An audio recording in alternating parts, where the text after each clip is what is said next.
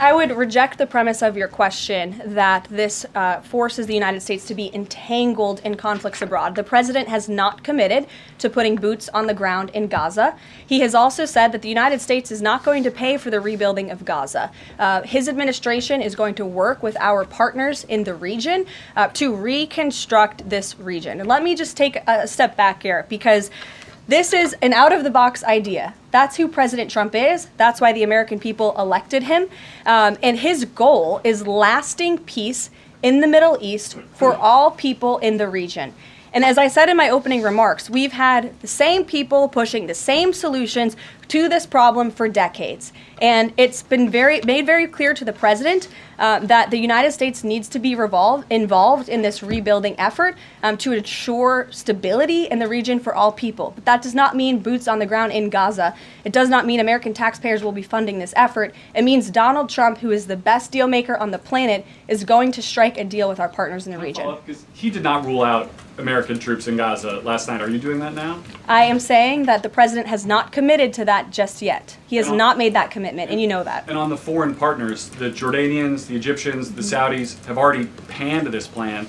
What foreign partners, if any, have expressed any interest in being part of it? Well, the president has said he's been socialing this idea for quite some time. He's been thinking about this. He said in his remarks last night, this was not a decision or an announcement that he takes lightly. And the president has already spoken to the President al-Sisi. In fact, that was his first foreign leader call. He's meeting with the King of Jordan, King Abdullah, next week. He spoke with the King of Bahrain. He spoke with the Crown Prince of Saudi Arabia. And he has made it very clear, he's been very vocal, that he expects our partners in the region, particularly Egypt and Jordan, to accept Palestinian refugees temporarily so that we can rebuild their home. I'd like to show you some images of Gaza that were taken.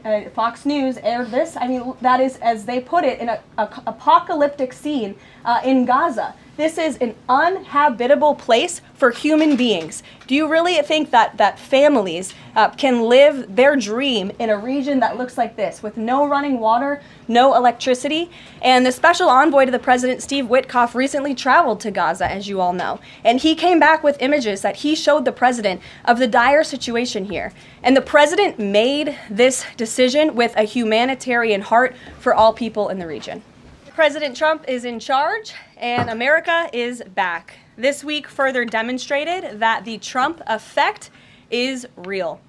Over the weekend, Americans celebrated the return of American-Israeli citizen Keith Siegel and 2 Israelis who were held captive by Hamas terrorists since October 7th, 2023. President Trump and his administration worked diligently to secure their release and are committed to freeing all remaining hostages. Yesterday, as you all know, President Trump held his first foreign meeting at the White House with Israeli Prime Minister Benjamin Netanyahu. And as the president said, the bonds of friendship and affection between the American and Israeli people have endured for generations and are absolutely unbreakable. The president is committed to eliminating Hamas and securing a lasting peace for the entire region. The historic proposal for the United States to take over Gaza, announced by President Trump last night, underscores this commitment. Insanity is doing the same thing over and over again and expecting different results. President Trump is an outside-of-the-box thinker and a visionary leader who solves problems that many others, especially in this city, claim are unsolvable. We've already seen the results from President Trump's bold peace-through-strength diplomacy on the world stage. In response to President Trump's tariffs this week, both Mexico and Canada took immediate steps to alleviate the illegal alien migration and flow of deadly drugs, particularly fentanyl, into our country. Mexico's President Claudia Sheinbaum agreed to permanently supply 10,000 Mexican soldiers on the U.S. border who will be specifically designated to stopping fentanyl and criminal aliens from pouring into our country. And Canada's Prime Minister Justin Trudeau agreed to appoint a fentanyl czar, list cartels as terrorists, and increase resources to assist the 10,000 frontline personnel at our northern border with Canada. In recognition of these steps, President Trump paused the implementation of tariffs for 1 month while negotiations continue and final deals can be structured. Throughout the transition and during his inaugural address, President Trump made it known that the United States cannot and will not allow the Chinese Communist Party to continue with its effective and growing control over the Panama Canal. Following Secretary Rubio's successful first trip and visit there over the weekend, Panama's president said he will allow its participation in the Chinese Communist Party's it will no longer allow the participation in the Belt and Road Initiative. That participation will expire. This is significant because Panama was the first Latin American nation to join Belt and Road and now becomes the first to back away from it because of President Trump. And to assist with the ongoing mass deportation effort, El Salvador's president has agreed to the most unprecedented migratory agreement anywhere in the world. Because President Trump is back in charge, El Salvador has offered for illegal aliens of any nationality facing deportation in the U.S. to be booked in his country's prison system. And finally, President Trump's envoy for special missions, Rick Grenell, traveled to Venezuela and not only secured the release of 6 American hostages, but Venezuela also agreed to accept the return of illegal alien Tren de Aragua gang members. All of these incredible victories prove how well President Trump's peace through strength approach is working. And the days of weak American leadership are over. In another success story this week, efforts to seal the border, halt the invasion, and carry out the largest mass deportation campaign continue at lightning speed. Customs and Border Protection has approximately 79 miles of new border wall projects already underway in various stages of construction and planning. The first flights arrived to Guantanamo Bay yesterday afternoon out of El Paso. And who were some of the passengers aboard, you may ask? There were 10 members of the transnational gang Tren de Aragua on this flight. And overall, our heroic ICE agents continue to prioritize the removal of violent criminal illegal aliens in communities across the country. On February 3rd, ICE Dallas arrested a citizen of Nicaragua who has been convicted of sexual assault, strong arm, and lewd acts with a minor and sentenced to 15 years in prison. ICE Los Angeles arrested a Mexican citizen who has been convicted of lewd acts with a minor and sentenced to 364 days. And ICE Atlanta arrested a citizen of Mexico who has been convicted of homicide by vehicle and hit and run and sentenced to 6 months confinement. And ICE New York arrested a Venezuelan national and known TDA gang member who has a prior criminal conviction for assault in the 3rd degree, causing physical injury. Americans are safer every single time one of these criminals is arrested and deported from our country. On another important and ongoing topic, the Senate is working fast to confirm President Trump's exceptional cabinet nominees in the face of relentless media smear campaigns. As of right now, 12 members of the president's cabinet have been confirmed, most recently Pam Bondi, who, as you all know, I was just in the Oval Office for that swearing-in ceremony surrounded by Pam's lovely family, and we look forward to watching her serve as the Attorney General of the United States.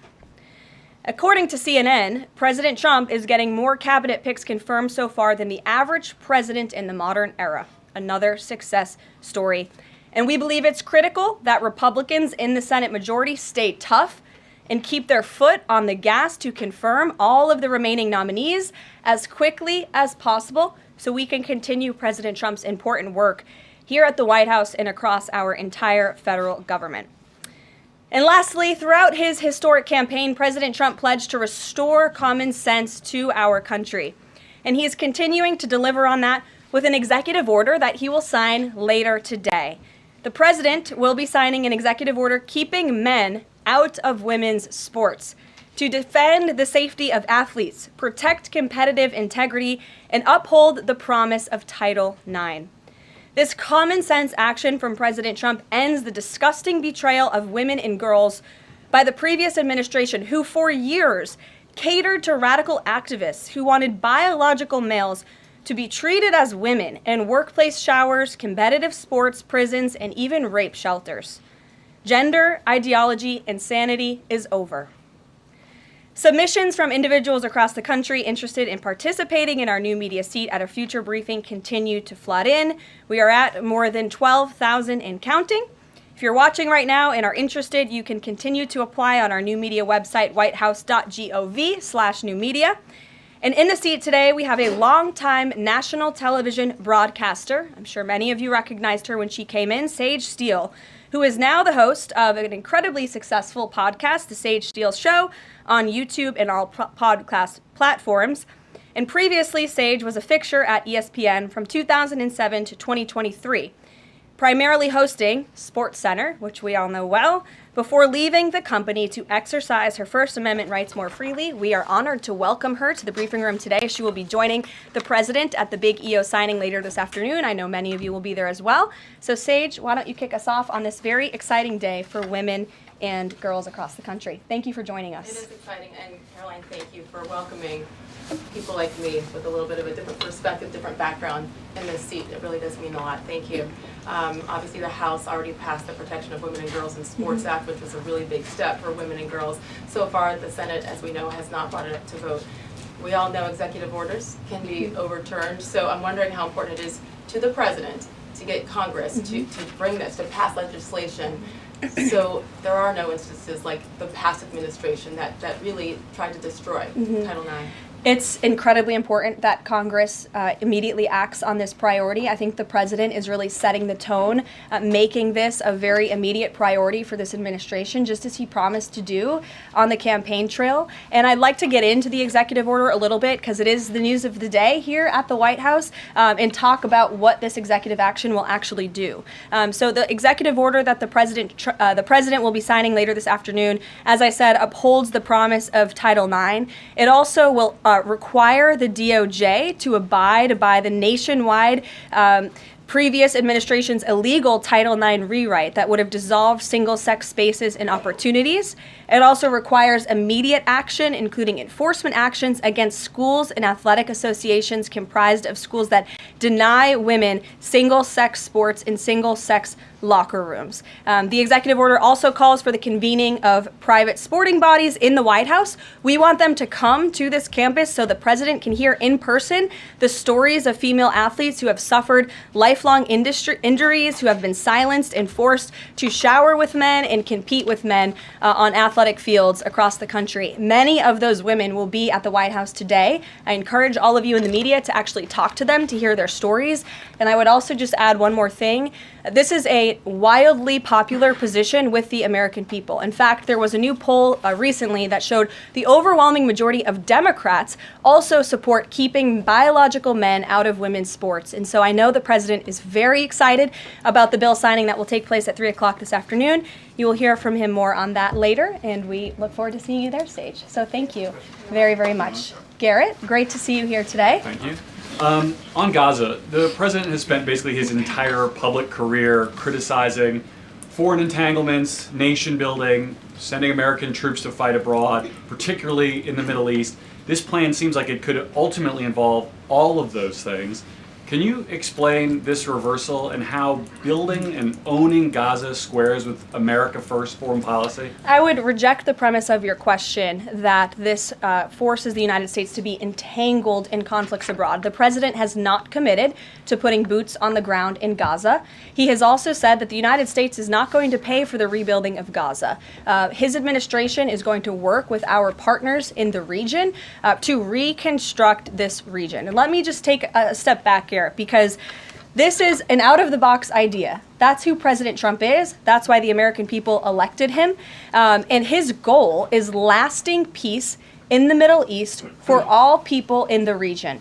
And as I said in my opening remarks, we've had the same people pushing the same solutions to this problem for decades. And it's been made very clear to the president that the United States needs to be involved in this rebuilding effort to ensure stability in the region for all people. But that does not mean boots on the ground in Gaza. It does not mean American taxpayers will be funding this effort. It means Donald Trump, who is the best deal maker on the planet, is going to strike a deal with our partners in the region. Because he did not rule out American troops in Gaza last night. Are you doing that now? I am saying that the president has not committed to that just yet. He has not made that commitment, and you know that. And on the foreign partners, the Jordanians, the Egyptians, the Saudis have already panned this plan.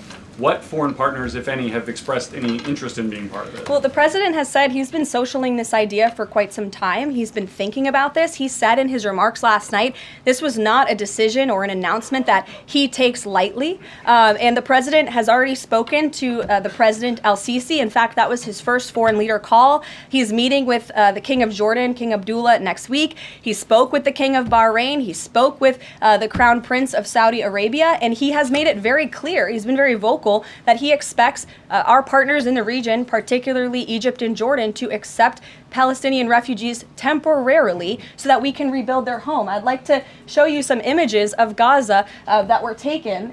Fox News aired this. I mean, that is, as they put it, in an apocalyptic scene in Gaza. This is an uninhabitable place for human beings. Do you really think that families can live their dream in a region that looks like this, with no running water, no electricity? And the special envoy to the president, Steve Witkoff, recently traveled to Gaza, as you all know. And he came back with images that he showed the president of the dire situation here. And the president made this decision with a humanitarian heart for all people in the region. Peter. Thank you, Caroline. Are any officials here preparing to fight Democratic lawmakers in the streets? Absolutely not. And thanks for the question. Some elected Democrats are so steamed about Doge. Congresswoman LaMonica McIver says, "We are at war." Ilhan Omar says, "We might actually see somebody get killed."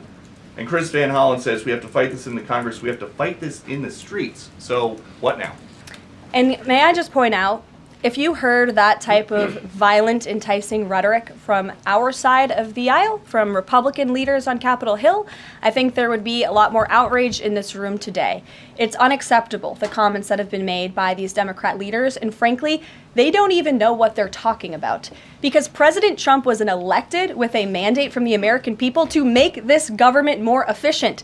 He campaigned across this country with Elon Musk, vowing that Elon was going to head up the Department of Government Efficiency, and the two of them, with a great team around them, were going to look at the receipts of this federal government and ensure it's accountable to American taxpayers. That's all that is happening here. And for Democrat officials to incite violence and encourage Americans to take to the streets is incredibly alarming, and they should be held accountable for that rhetoric. It sounds like something that they're most concerned about is Doge engineers with access to Treasury systems. Can you clarify, do the Doge engineers have read-only access in these systems, so they are not allowed to write new code? No. They are not, okay. No. And then one more thing. NBC is reporting that some of the illegal immigrants that we've seen rounded up and arrested are not being deported. They're being released with ankle or wrist monitoring devices, or they have to check in on the phone. So is the administration arresting more people than you have room for? I have seen the reports, and I'm glad you brought it up because we want to address it.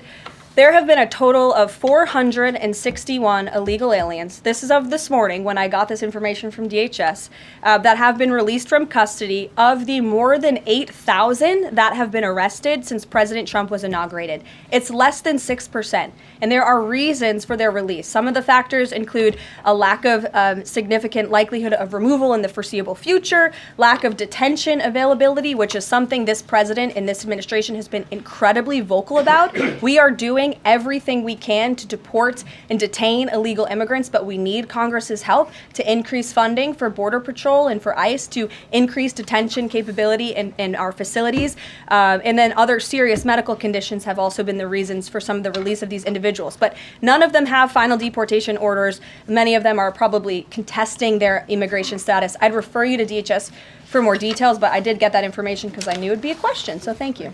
Sure. Caroline? Yes. The president and you here again today have made clear, given the devastation, you think Palestinians have no choice but to leave Gaza and go elsewhere. But Palestinians say this is their home. They don't want to go. The president last night said he's willing to use the military if necessary. Is the U.S. prepared to remove Palestinians from Gaza by force? The president is prepared to rebuild Gaza for Palestinians and all people in the region, peace-loving people who want real economic development and opportunity in the region. This is a region that has been controlled by Iranian-backed terrorists, Hamas, who have brutalized not just Israelis but Palestinians too. It is because of Hamas that you see those images on that screen, that Gaza has become a demolition site because Hamas launched that brutal attack on Israel on October the 7th. And so again, I would stress, President Trump wants to ensure that this can be a place where all people can live in peace. He is a peacemaker in chief. He made that very clear in his first term. And as for how that will be accomplished, the president and his team are talking with our allies in the region to consider next steps. But should the American people be prepared to see U.S. military on the ground fighting a ground war against Hamas? Again, the president has not committed to U.S. troops in the region. But it is an option. I have said that the president has not committed to that yet. Sure. If I could just follow up on that, though, why not rule out the idea of committing U.S. troops? This has been a long-standing argument that the president has made really over the last decade or so, talking about endless wars and not something the U.S. wants. Why not rule out? Because I think the president is very good when he's making deals and negotiating not to rule out anything because he wants to preserve that leverage in negotiations. And so I think that's what he's doing here. If I Mary. could follow up on that, though, he also said that everyone loves this plan. He said that in the Oval Office this morning. True. In fact, the Deputy Prime Minister of Jordan called it a declaration of war on the Arab people. So how does he square the fact that even some Republicans on the Hill are objecting to this or questioning this? How does he square the fact saying everyone loves this plan? Well, King Abdullah of Jordan will be here next week, so I can provide you more context on the conversations he will have directly with the President of the United States after that meeting. And I would just point out that there's been a lot of leaders and officials all around the world who have doubted, I suppose, the deal-making ability of President Trump. You heard the Panama leader saying that he would not agree to some of the concessions that he has now made because of Secretary Rubio's visit. You had the Colombian president saying he wouldn't accept flights of Colombian illegal nationals who have entered into our country illegally, and those flights are underway. So actions speak louder than words. Dasha. Karoline, you said the president has been working on this idea for a while behind the scenes now. Is there a written plan based on the president's proposal for Gaza? And if so, when was it drafted and who had a hand in that? The plan was written in the president's remarks last night as he revealed it to the world and to the American people, and his team are continuing to be engaged on this effort. I saw the National Security Advisor this morning. He has a very busy day of calls, and they will, again, continue to engage with our partners. That includes Steve Witkoff as well. Mary. Two questions for you on the news of the day. So how is today's executive order going to impact the 2028 Summer Olympics in Los Angeles? For example, would a man who thinks that he's a transgender woman be allowed to compete as a female on U.S. soil? It's a very good question, and the president has actually mentioned this, that he does expect the Olympic Committee and the NCAA to no longer allow men to compete in women's sports. And I think the president, with the signing of his pen, starts a very public pressure campaign on these organizations to do the right thing for women and for girls across the country. Again, this is an incredibly popular position. There have been many notable female athletes who have had the courage to speak out against some very powerful institutions in this country. They deserve to have a voice and a say. The president is bringing their voice to the highest level at the White House this afternoon, and he expects these organizations to comply with this federal executive order that he'll be signing today. Thank you. And one more. On media coverage of this executive order and the topic in general, what's the White House's view of framing that calls men transgender females or similar rhetoric coming from organizations like the ACLU and GLAAD? Well, it's been very clear. The policy of this administration is that there are only two sexes, male and female. Pretty simple. Brian Glenn. Yes. USAID has gotten a lot of attention the last couple of days with some of these bizarre things that we've been, taxpayers have been funding. Now it looks like there are a couple media outlets that have been dragged into this conversation as far as USAID funding as well. Does the president have any comment on that? So upon coming out here to the briefing room, I was made aware of the funding from USAID to media outlets, including Politico, who I know has a seat in this room. And I can confirm that the more than $8 million taxpayer dollars that have gone to essentially subsidizing subscriptions to Politico on the American taxpayers' dime will no longer be happening. The DOJ team is working on canceling those payments now.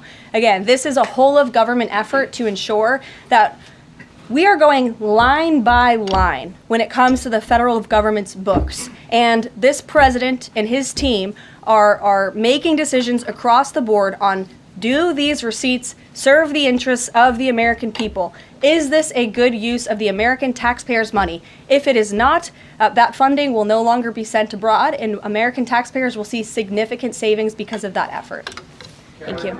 I'd like to give some love to the back row. I've heard that unfortunately they haven't been called on in years past. So Reagan, why don't you go ahead? Thanks, Caroline. The WHC announced that comedian Amber Ruffin, who has called the president a toddler with his pants pulled down, will be the entertainment for this year's Correspondents' Dinner. Does the White House have a reaction to this choice, and will the president be attending the dinner this year? Certainly an interesting choice. I have the president's invitation on my desk. I have the invitation for myself on my desk as well. Haven't talked to the president about it. When he makes his decision, I will let you all know. But definitely an interesting choice of the comedian. I'll talk to the boss about it and see what we decide. Sure, go ahead. Yes, yes. On the executive order set to be signed today, you said that this will be enforced. Can you spell out for schools and the public how exactly the administration plans to enforce this, even at the local levels? And on top of that, there are human rights groups who say that this could expose kids to discrimination. What is your response to that? I think kids have already been exposed to discrimination, especially young women and girls who have been forced to shower in locker rooms with biological men, who have been forced to compete on playing fields with biological men, which is incredibly unfair and unsafe, and again, an incredibly unpopular policy with the American people. As for the actions that this executive order takes, I already laid those out at the beginning of the briefing. I'm happy to give you a copy of this fact sheet so you can let your audiences across the country know. What's your message to schools who don't comply with this? They should, because it's going to be federal law in about an hour and a half. So your colleague to your right, to my Thanks, left. Caroline. Yes. Taylor with Spectrum News. You talked a bit about DOJ. Elon Musk is currently a, quote, special government employee who also owns companies that have billions of dollars in federal contracts. You said earlier this week that he has abided by all applicable federal laws, but what steps is the Trump administration taking to address that conflict of interest? The president was already asked and answered this question this week, and he said if Elon Musk comes across a conflict of interest with the contracts and the funding that DOJ is overseeing, then Elon will excuse himself from those contracts. And he has, again, abided by all applicable laws. In the back left, go ahead.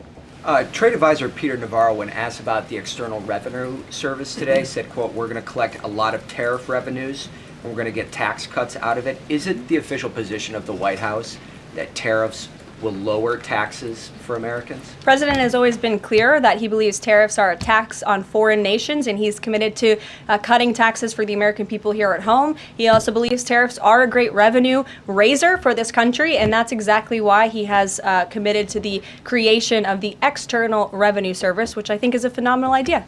Or just go down the whole row. Go ahead. Tom Bateman with the BBC. Can you confirm that under the President's plans for Gaza, any and all Palestinians who want to stay in Gaza on their land will be allowed to do so? I can confirm that the president is committed to rebuilding Gaza and to temporarily relocating those who are there because, as I've showed you repeatedly, it is a demolition site. There is no running water. There is no electricity. The president wants these individuals to live in peace. He is committed to doing that with this very bold new plan, and we will continue to keep you apprised of updates as we receive them. Ed Lawrence, go ahead. Yes, go ahead, Ed. I appreciate it. Thank you. So now that the President Trump's policies are starting to take shape, how long will it take to cycle through and get some of the actual prices that Americans are paying to come down? Prices at the store and at the grocery pump? All of the above. Across the board, sure. Well, the president is doing everything he can, obviously, to reduce the cost of living crisis in this country as quickly as possible. That's why he signed a litany of executive orders across the board. In the first couple of weeks here, he declared a national energy emergency.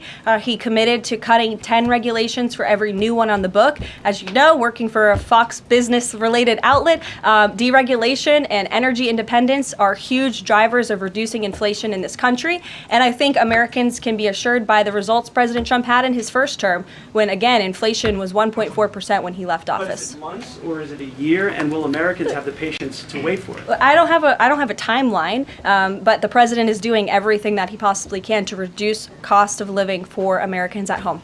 Phil Wegman. Thank you. Is it worth risking the life of a single U.S. Marine to turn the Gaza Strip into the Riviera of the Middle East? Phil, I'm not sure why you're asking me that question, because I've already said the president has not committed to sending Marines or any boots on the ground in Gaza. We'll bring it to the front row. Ed O'Keefe. Good to see you again here in the front row, Karoline. Two things. On today's announcement, Title IX, if he scales back the education department or moves to shut it down entirely, what entity will enforce Title IX? As of now, this will be enforced through education, through Title IX. If the abolishment of the Department of Education continues, which, as the president said yesterday, it's something his team is looking at and considering. It's something he talked a lot about on the campaign trail. Then, of course, we will look at additional maneuvers to ensure that these very important policies can be implemented. Okay, so the education abolishment thing's still on the table. Yeah, the president talked about it yesterday in the Oval Office, and he has good reason to talk about it. I mean, look, our education system is failing students in this country. The Nation's Report Card, I brought it up in my remarks last week, it shows that fourth graders are not reading at the level they should. I believe it was 40% of them are proficient in reading. As the mother of a child, I want an education system that helps my child read and write, teaches him math, nothing else in the classroom. And the president is wholeheartedly committed to we can make academia great again in this country. One other quick Deanna, one, go ahead. Thanks, Caroline. Does the president, is he looking at offering anything to these Arab countries that take in Palestinians? Is he willing to give them anything in return? And secondly, when the president announced his taking over Gaza policy yesterday, was Netanyahu aware of this, and what was his reaction when Trump presented that idea to him? I was not, I won't get ahead of the president's discussions or negotiations on your first question about what would be offered. I think the president's made it clear that he expects these nations in the region to step up and to accept Palestinian refugees who will be temporarily relocated for the rebuilding of Gaza. As for whether Prime Minister Netanyahu was aware before the president's remarks, he was indeed. I wasn't present for that reaction. But again, this is something the president has been socializing and thinking about for quite some time. Nick, good to see you. Oh, Jordan. Jordan, sorry. Thank you, Caroline. So Secretary Hegseth announced yesterday that Army recruiting levels have reached 12-year highs in December, 15-year highs in January. What is making young people want to serve the military under the Trump administration, and how does that contrast to Biden's failure consistently to meet recruiting average? Yeah. Does DEI President Trump's anti-DEI agenda play a role in this? Well, first of all, the recruitment level for all branches of our military are at crisis levels, and it serves as a national security risk that our military branches are not fully staffed to where they need to be. And I do believe it's a culture problem within these institutions that the president is very much committed to fixing, as emphasized by the executive orders he has signed to root DEI out of the military. And I think when young men and women who are honorably signing up to serve in our nation's military see somebody like Pete Hegseth, the new Secretary of Defense, who is a proven warfighter, who risked his life in battle for this country, who understands what it means to deploy and to defend the Constitution and your nation abroad and to put your life on the line. When they see a leader like that, and a leader like President Trump, who is committed to peace through strength, that's very inspiring. And we look forward to seeing those recruitment numbers and retention numbers skyrocketing over the next 4 years. And I know Pete Hegseth is committed to increasing recruitment at all branches of the military. I would defer you to the Department of Defense on exactly what he plans to implement. Jeff. Thanks very much. Two questions. One, the president yesterday used the word permanent for permanently resettle Palestinians. I hear you saying temporarily today. Is that a shift or a specific change that you want to highlight?